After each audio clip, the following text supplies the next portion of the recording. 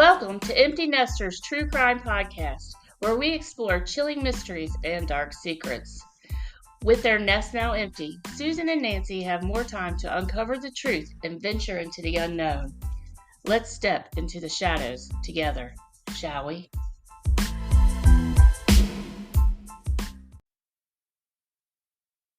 Thank you for joining us on Empty Nesters and True Crime. But before we start, I want to send out a huge congratulations to Susan's oldest daughter, Sydney, as she graduated from ECU last week. How exciting, Susan. I know you're so proud of her. Oh, totally. So proud. It was a great graduation. She graduated from the nursing program at ECU. She's getting ready to take her big test, and she's active duty Air Force, so will be going to Las Vegas. Wow, that's awesome. I know you're so proud of her, and she's worked so hard these years to get there. I am excited to go to Vegas. Oh, I might have to tag along. You are more than welcome to tag along. That sounds like a lot of fun. And shall we talk about our cocktails that we're having for this episode, Susan? Absolutely. This is the Soccer Mom. Why? Because when we drink this, we feel like we're at the Blue Lagoon. What's that music? It's the cuckoo clock. That was so weird. I'm like, what is there music? That is a Black Forest cuckoo clock from Germany when Sydney was stationed in Germany. Speaking of Sydney has spoken. That was weird. I'm like, why do I hear music? It does it every hour. You can turn it off, but I don't turn it off because every time it goes off, I think of her. It's not everything sounds weird. Look at us. No, that's why the cuckoo clock goes off every hour. Susan, I was a soccer mom for 15 years between travel soccer, school soccer with two of them. We were always at a soccer field at a game. This would have been great in our Yeti. I mean, you just fill up the Yeti and you can make it on through. These are good, right? And we're going to share the recipe on our YouTube video. So just remember that. It's really good. I was a little worried because it has coconut vodka, but it is like being on a beach somewhere. That adds to the vacation party of this drink. Yep, and I'm drinking mine in a happy birthday glass. It's not even my birthday. So we get into my episode. Yeah, well, you've got a big monumental event happening on tomorrow. Yeah, Brittany's going to have her class graduation for UNC. Yeah. UNC Chapel Hill. UNC Chapel Hill. Yay, Tar Heels. So today, we will be diving into the gripping story of secrets, deception, and murder. Okay, Susan, here's the question I'm starting with for this episode. How well do you know someone? Sometimes we see things one way, but the truth is entirely different. People can make their lives look perfect, like driving new cars, live in beautiful homes, and have perfect kids, but what secrets might people be hiding? Remember that things are not always what they seem, as appearances can be deceiving. Susan, think of social media. Everybody looks like they have the perfect life, right? Oh, absolutely. And it's not always true. So let's take a look at the life of Paige Birgfeld. Paige's journey was marked by twists and turns, highs and lows. She was born on April 27, 1973. Her romantic journey began with her high school sweetheart, Howard Beagle, known as Ron. They tied the knot in 1995, but their marriage was short-lived, crumbling under the weight of conflicting desires. While Paige longed for children, Ron wasn't ready to embark on the journey of parenthood. They were really young at the time, so, Well, if he didn't want kids and she did, at least she didn't try to entrap him. Right, but that's always a conversation you might want to have before you get married. Their differences led to a quick divorce in 1997, but Paige found love again in 1998 with Rob Dixon. They wasted no time in building their family, welcoming 3 children into the world, a daughter and 2 sons. Rob and Paige came into a lot of money through his family. Rob brought a taste of luxury into Paige's life, transforming their existence into a scene straight out of a fairy tale. I read where they described her life as living a caviar life in a corn dog town. I'd love that description. However, that is not us. No. However, we've got a corn dog town. We just don't live a caviar life. No, you seem to do pretty well, Susan. But yes, we definitely live in a corn dog town. Those who don't know us, we do live in a very small town, courthouse, little circle. It's kind of cute though, right? It took me a long time to get adjusted to moving from Cincinnati to this little town. And I'm okay with it. I really do love my little town. I do too. Like, you have that circle with the restaurants and the shops and the people. Yeah, it is a cute town to live in. Mm-hmm. The people are genuinely good. So let's start referring to this as a corn dog town. That's right. But however, Paige's second marriage soon ended due to financial hardships. The couple's relationship further deteriorated by frequent arguments and alarming threats from Rob. In October of 2004, Paige called 911 as she feared for her children's safety after a heated altercation with her husband. The following year, she called 911 again, this time alleging physical abuse. After 8 years of marriage, everything fell apart, ultimately resulting in a divorce in 2006. Rob then relocated to Philadelphia, while Paige remained in their Colorado home with their children. The home was a 6,000 square foot house, and the mortgage was about $6,000 a month. That's a pretty hefty mortgage, especially for a newly single mom. Who cleans that? I was wondering that. So it's just her and the 3 kids. She wants to maintain this lifestyle. So, but I don't know. 6,000 square feet is awful big, Susan. It is awful big. I mean, my house and your house isn't that, but I mean, if you put them together, I think we have it. Now it seems for Paige that was going to be hard for her to maintain this lifestyle she had come to love. She became an entrepreneur, finding opportunities to sustain her desired standard of living, from founding a dancing studio to exploring diverse ventures like selling Pampered Chef. Quick note, Susan actually sold me Pampered Chef years ago. I did. And Susan, that was a great way to earn some extra money, so that's what Miss Paige was doing. I didn't make any money on that. I lost money because I had to buy everything. I'd be like, I want that. I need that.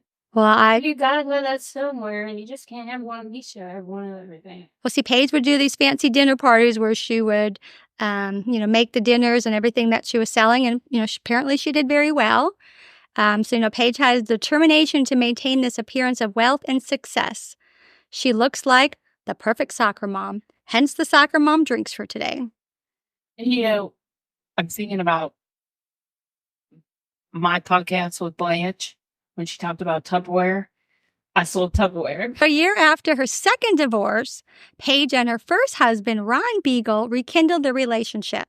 Ron resided in Denver at the time, and Paige still in Grand Junction. They made their long-distance relationship work by meeting halfway between their locations for dates, with approximately 4 hours separating them. Each would embark on a 2-hour journey to reunite and spend time together. So sweet, she's rekindling with her first love, but that's quite a commitment. 2 hours one way and 2 hours back home. They must have really liked each other. Now I need you to think about your first love. That's who I married. Thursday, June 28th, 2007, they met for a date and had an enjoyable picnic by the river. They were there for several hours. As the evening approached around 7 p.m., they bid farewell and headed back to their cities. Tragically, this would be the last time Paige was seen alive, as she never returned home. When she hadn't returned home, her oldest daughter had become worried and started leaving frantic messages on her mom's phone, as did other family and friends as well. 2 days later, on June 30th, 2007, Paige's 8-year-old daughter, Jess, was brought to the police station by the family nanny to report her mother missing to the authorities. That had to be pretty tough for a young child, right? Her mom doesn't come home. And they said when she wasn't answering the phone, they knew because she always left that phone open. We always answer our kids' calls, so they knew something bad happened. So when someone goes missing, it's natural for authorities to suspect who? People closest to them. And in Paige's case, the suspicions fell on her 2 ex-husbands. Let's begin with Ron, her first husband and last person to see her alive. Investigators scrutinized his whereabouts on that night. However, phone records quickly revealed that Ron's location was not near Paige at the time of the disappearance. After their date that night, it was confirmed that he did drive back to Denver. So, who's next? Let's turn to Paige's second husband. The investigators faced a similar dead end. But the second husband was in Philadelphia. Well, you're right. So that's why. So Rob was working as an EMT in Philadelphia at the time, and he had an airtight alibi from several individuals who could attest to his whereabouts on the night Paige went missing, despite their initial suspicions. Both Ron and Paige were cleared of involvement in Paige's disappearance. But Susan, it's funny you just said that because I immediately thought of the second husband because of earlier we had said that he had threatened her. Like there was one report where when they were married, she wasn't home one night and he called her and told her she was going to come home to find her children dead. And then, he had been physically abusive, but there were never any charges. But at least we know it was confirmed that he was emotionally abusive. So I still thought of him. Like I still went back to that. When somebody had been abusive in a relationship, could he have found out about the first husband and become jealous? I mean, getting back together, but. Yeah, my brain went to the first husband. I thought, what did he do? What happened? Like, what happened there? Yep. So, nope, it was both of them had tight alibis. So then on July 1st, just days after she was reported missing, authorities got a report of a car engulfed in flames in a parking lot in Grand Junction. They were able to confirm it was Paige's red Ford Focus. This marked a chilling turn in the investigations because now they know it was a deliberate act of arson, and as law enforcement quickly could tell, there was foul play involved. So it's shifting the focus from a mere disappearance to a potential crime scene. Because before she was just missing. Well, now with the car, being found, she was not in the car. They did not find the body. But it was noted that the driver's seat had been pushed all the way back. And Paige was 5'4", so it didn't look like she had drove that car. They just have a car in a parking lot. And like after your husband drives your car and it's like seats way back and you gotta push it back up. But you know what's nice, Susan, with our new Toyota RAV4? They have those buttons with memories now. Do you guys have that? So I can push the button and it goes right to my spot. He pushes the button and it goes all the way back to his. So if Paul does something to you, all he's got to do is push the button and it'll open it back up. How many? Quit giving my husband ideas, Susan. But yes, Susan and I listen to way too many podcasts. We know how to get away with everything. I have the energy to do that, Nancy. But yeah, so that was a big thing. That seat being back, they knew she wasn't the driver. So upon closer examinations, authorities uncover some of Paige's personal belongings scattered along Highway 50, approximately 15 miles from where the car was. They discovered a driver's license, her checkbook, and other personal items. Also days later, her planning book and small business cards were found by a driver who pulled over for a flat tire. Now, all these items were found in different locations. They said it was almost like a trail was being led. What year was this? It had to be before we all had our calendar on our cell phone. Oh, yeah. We're in the early 2000s. Okay. I mean, I still use a actual day planner, but most people do everything on their phone. Oh, yeah. That's a good observation, Susan. So they did find the business cards with the planner. Because when I had my planner, exactly, you need to look at the planner, don't look at my phone. Because that is something I just cannot do yet. I do my massage, like, scheduler, like when I'm at work, but anything outside of that, look at my planner. But the only thing with her planner, it brought a disturbing revelation to the case because they found detailed appointments and contacts. But however, pages from June 26th through June 29th had been torn out, hinting at a deliberate tampering. But also, here we go, the planner book and business cards found contain references to a company called Models, Inc. As investigators look into this, a much different picture of the soccer mom emerged. Paige was leading a double life, one far removed from the facade of a suburban perfect mom. Are we getting where this is going? Shock ripped through the community as it came to light that Paige was involved in the escort business. She commanded high income for her services. The secret profession unknown to her family and friends opened up a Pandora box for potential suspects for law enforcement now to consider. Suddenly, the pool of individuals under scrutiny expanded beyond Paige's ex-husband to include the client she encountered through her escort business. Shit, that could be anybody. Yeah, and she was under an alias name Carrie, and she performed various services on her clients, ranging from partially dressed massages to potentially more intimate encounters. Those were legal massages. Very legal. Yes. Susan does not have topless massages. So just You by must have a license to work for Susan. well, not just that, but her massages probably weren't legal. But despite the stark contrast between her daytime role as a soccer mom and her evening activities in the sex industry, Paige managed to keep these two aspects of her life largely separate. But now we know how she was affording this lifestyle with her second business. I mean, she had the other little ones, but I'm sure this is where the money brought in. We'll post a picture of her, but I'm sure you've seen a picture of her. Beautiful. And she looks like the perfect mom. Yeah. Oh, yeah. She's a beautiful, beautiful lady. So this is interesting. So when they start investigating her clientele, they found one had been a soccer dad whom she knew from the community. The realizations that their paths had crossed in such a surprising, unexpected manner added another layer of complexity of Paige's lifestyle and had police digging further into who these men were. There's a lot of them. So, and in a small town, you're probably going to know some of them. But can you imagine a soccer dad comes into your, Did you imagine?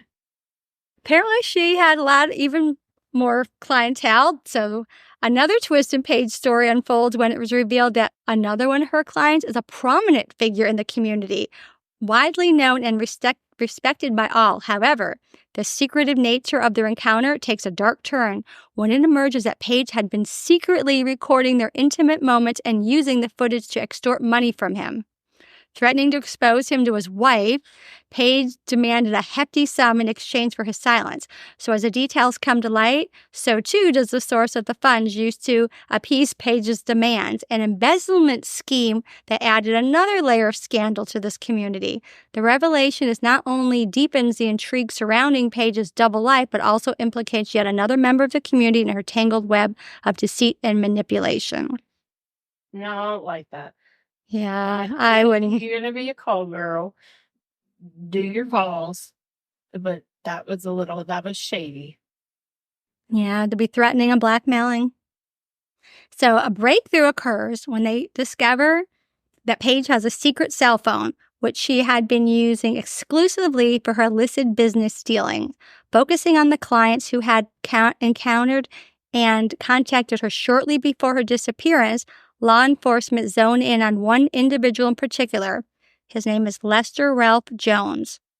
Described as a large, overpowering figure, Lester quickly became a person of interest in the case. He had been a client of Paige's, but the coworker told the police that Paige said he recognized her, and that made her very uncomfortable. So she gave his next appointment to the coworker. That appointment was on June 27th, so the day before. The coworker did perform a topless massage, and though Lester asked for sex, she declined. When the police asked Lester about Paige, at first he denied even knowing her. Never lied to police, Susan. It's going to come out. If they're asking you, they already know. They already know. If they're asking you, we already know. Yeah, and he did know her, and he even knew her second husband. So their suspicions are further fueled by Lester's past, which includes a criminal record involving violence, sexual violence, and an attempted murder charge, resulting in a prison sentence. Digging deeper, investigators uncover unsettling details like he has no confirmed alibi for the night Paige went missing. Pieces of the puzzle start falling into place with mounting evidence pointing in his direction. Before Paige's disappearance, she had received calls from an unknown male using a track phone. Initially, Lester lied again, denying ever owning such a phone. But evidence soon emerged to the contrary. Surveillance footage from a local Walmart captured him purchasing a track phone, and the search of his home and workplace uncovered an empty package from a track phone, a gas can under his work desk, which the employees at the RV shop where he worked as a mechanic confirmed he would have no reason to have. They also discovered wigs, which I'm guessing he was using for disguises, Viagra, and condoms. But also the RV shop is right across the street from the lot where they found the car burned in Grand Junction. Oh. So yeah, at this point, they brought dogs in to investigate the car. They searched the car and did find cadaver scent in the car, but also found Lester's scent tracked to the front seat. That would explain why the seat is pushed back. I believe I read he was like 6'4". But this is interesting, Susan, with the dogs, because they said the dog found cadaver scent. It wasn't necessarily Paige's scent. The dog could just confirm it's like a dead scent, you know. Who else would be dead in Paige's car? Yeah. Again, I just want to point out, they didn't confirm it was Paige's scent, just like it was a cadaver scent. So these discoveries cast doubt on Lester's credibility and deepened suspicion surrounding his involvement in Paige's disappearance. The mounting evidence, including his attempt to conceal the ownership of a track phone, paints a compelling picture, but not enough to arrest him. 5 years go by then. 5 years? Yep, 5 years. Then, the investigation into Paige's disappearance took a devastating turn on March 6, 2012, when 2 hikers make a tragic discovery in Delta County, Colorado. Among the rugged terrain, they stumble upon skeletal remains mere miles from where Paige's possessions had been found earlier. Using dental records, authorities were able to confirm the identity of the remains, concluding that they belonged to Paige. However, the condition of the remains raised alarming questions. She had a fractured cheekbone, which suggests she had been struck, and the presence of duct tape around her mouth, hinting of the possibility of a kidnapping. So it looks like someone had punched her in the face, probably an altercation, and duct taped her and kidnapped her. Where's old Lester? So that's the thing. These details spark suspicion surrounding their number one suspect, Susan, Lester Ralph Jones. Despite his denials and attempt to conceal evidence, the mounting circumstantial evidence against Jones cast a shadow of doubt over his innocence. Law enforcement do arrest Lester, though, on November of 2014, formally charging him with first-degree murder, second-degree murder, and kidnapping in connection with Paige's disappearance and death. The arrest made a pivotal mark in this long investigation. The trial begins July of 2016. The prosecutors wasted no time in presenting their case against Lester, painting a chilling portrait of a man driven by frustration leading to a deadly escalation of violence.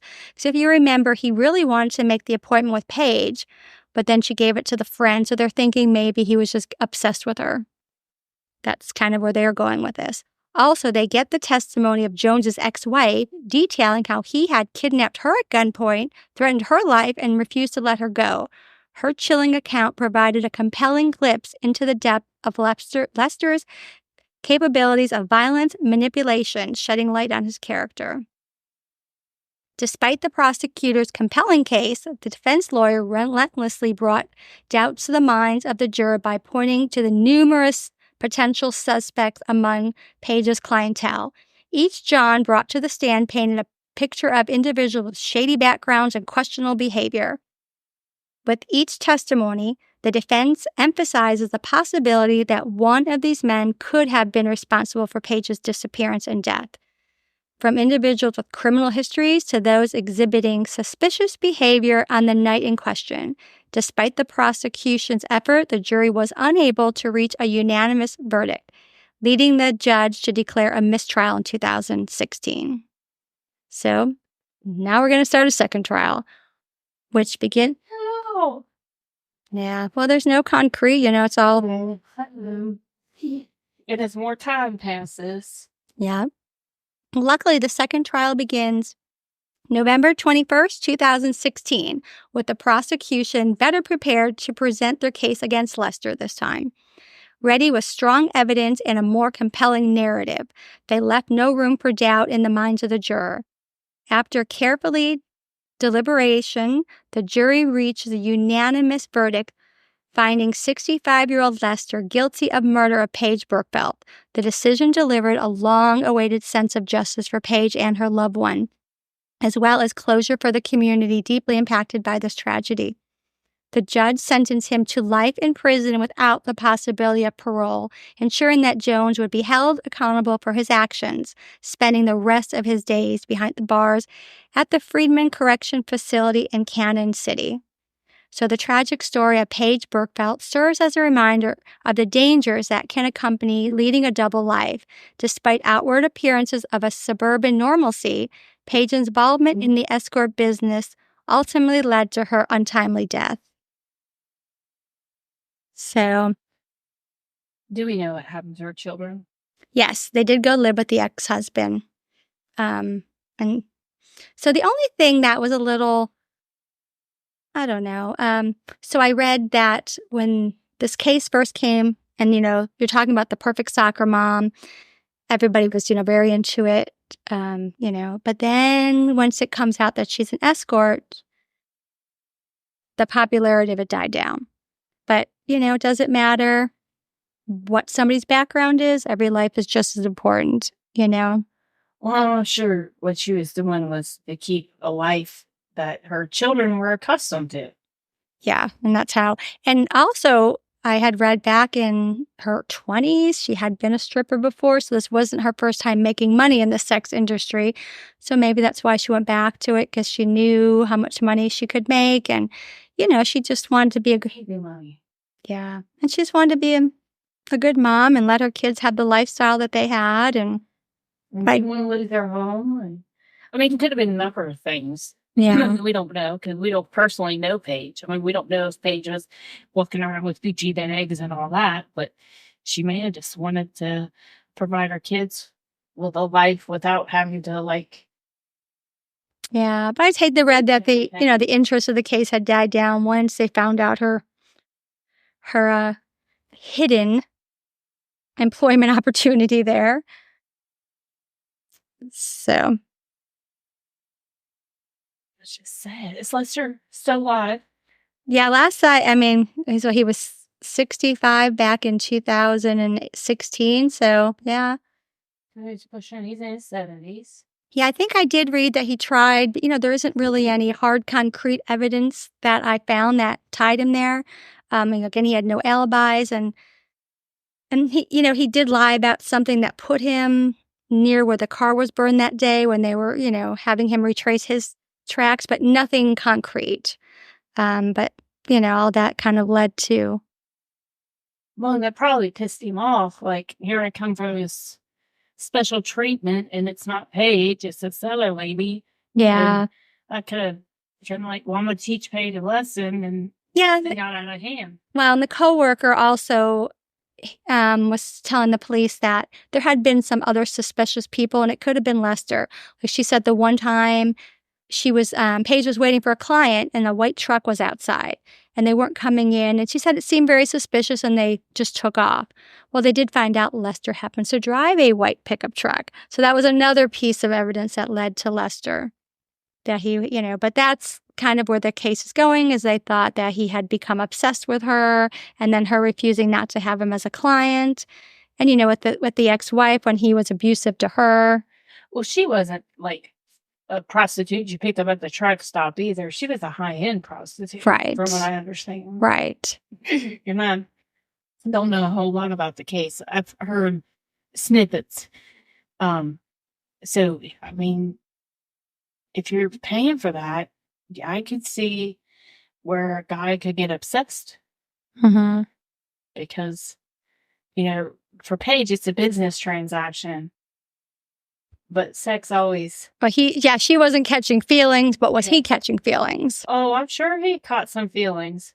Because I've seen a picture of him, and he's an ugly fella. He's not the most attractive. No, she's beautiful. Yeah. She's absolutely beautiful. We'll have to get pictures of both of them to put on our Instagram. Yeah. Yeah. It's a shame, because you have 3 little kids growing up without their mother, who was just trying to make life. Yeah, I'm not throwing any shade at her for that. Like I said, when I read about that, the interest died down, and, it wasn't as popular in the town. And I thought, well, no, every life is just as important. Well, it was probably good gossip for a while for the town. Yeah, that corn dog town, Susan. Yeah. And I'm sure... I could see that if something like that happened in this town, it would probably go the same way. Well, let's go back to Blanche, right? Like you said, a lot of people necessarily don't want to talk about Blanche. And That's right. That is something we didn't talk about on the podcast, was talking to people who, because I talked to a lot of people, and people who had actual connections to her did not want to talk to me about her. They said, out of respect for the family, not Blanche, their family that's still there, that still lives here, they were going to respectfully not talk because they respected the family. But I like how you said that, because that was my first thing when they were saying that, the interest died down and stuff, but you still want to bring justice to the mom of those 3 kids, It doesn't paint any bad picture about her, how she was as a mom. She loved her kids. She was, everything I read described her as a great mom, As you can see, she had other businesses too. She's just trying to make money and provide a great life for them on her own, because she's twice divorced. Yeah, I'm trying to be like, I want to do this for a little while so I can get this business up and going, and then I won't have to do this prostitution anymore. Yeah, I don't know. How far it went with every client. Like I said, some of it was topless, but then, obviously with the higher end where she was taping herself. So, and blackmailing, well, that might have gotten a little out of hand, but, Yeah, I thought that was yeah. shit. Yeah. But that's why they said there were so many people to look into, because like everybody could have had some reason like that right there, Well, Lester, he's shaking up all kinds of lives, because I'm sure the guy she taped, his lives is not the same. Right. Because now, you hired a prostitute. The what? When she was using a different name. Oh, so alias. Oh, well, I don't know if this will be in the bloopers, I'm sure. This is a really good drink. She's like, it's what's it called? So people would show up for, an appointment and not know it was her, because she's using a different name. So, oh, Susan, you better have another drink. I'm going to when this is finished. I want to say Happy Mother's Day to all you mothers out there. Happy Mother's Day. Thanks for joining us on Empty Nesters True Crime Podcast, where we've delved into chilling mysteries and dark secrets.